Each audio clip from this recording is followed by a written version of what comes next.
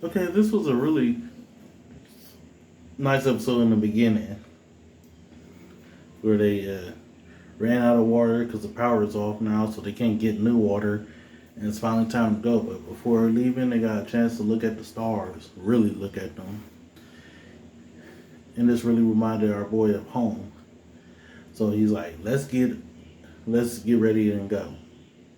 Our phones are only gonna last for so long with the charge we got. There's one thing we gotta get before we get to my home. He's like, is that real gun? He's like, no, an RV, which is smart. Now they get there and who do they run into? Survival girl. I forget what her name was. But they looking at all the RVs, not realizing how loud they being. She trying to be practical, and they like, but I like these things. I'm sure there's one here that catch your fancy. She's like, no, this is about practicality. And then she looked at one, and they just giggle in the back because they're like, yeah, we knew it. All that stoicness falling apart. But because of how loud they were being, zombies ended up finding them, so they just jump in one.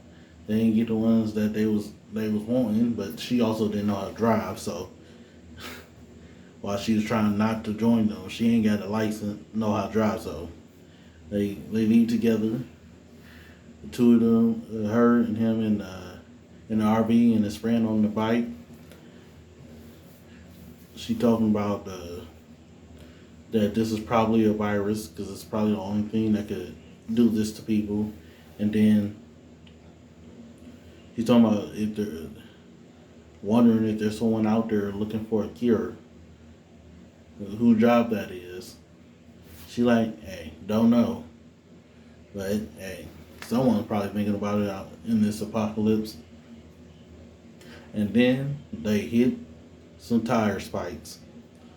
And who do you run into? But his other manager, essentially, the boss. And then his friend got injured because he crashed the bike. And the dude talking to him like, hey, look at that. You in all this trouble. But luckily you ran into me. I remember the good times, essentially. Which were none. He's like, and then he start panicking because he doesn't realize it, but he's starting to fall back in line. Essentially, because he was in an abusive relationship slash kind of like a cult that he got away from. He thought he was all good until like he ran back into that abusive relationship, and then realized, but he's starting to fall back in line. And with it, he thought he escaped. He thought he was good, but he's falling back in line. He's like, just work with me for like 2 days. We'll patch up your friend, change the wheels. Yeah, and because he can't talk straight anymore, he agrees. They get there. He starts telling them what he gonna do. He starts seeing everyone and making himself feel worse. And then she's patching his friend up, telling him he ain't fractured anything. He's like, only if I didn't get hurt. She's like, man, they had that plan. And he's like, well, at least it would only be 2 days. And she like, you sure about that though? I hope so.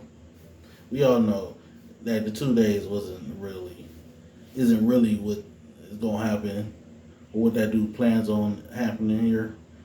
He plans on breaking them back into place because homeboy still got some little hope in him, thinking like this is just gonna be 2 days. I got this. My 100 things I want to do. I'm gonna chill some beer for everyone. And then homeboy come in there and be like, "What are you doing? Who told you to do that?" But unfortunately, before him, people came in and saw him like, "Oh man, you doing this for us?" So he had to turn it around because he was gonna bust up boy. He had to turn around like, "Yeah, of course. This is to welcome them and thank y'all for all the hard work y'all been doing." Like, ain't I so great, basically. And then he's like, once they left, he's like, you piece of trash. Like, remember what you are. because he starts seeing them have zombies pulling these trucks, which is smart actually, and what you should do, like if you can, in a zombie apocalypse, as far as I'm concerned, because he's making sure everything's together, food, defenses. From that aspect, he's doing great, but he's still a piece of trash. But like you is like them zombies out there, a piece of equipment. Don't forget that. What you thought you was free and you could do something special? No, you is a piece of machine, a cog.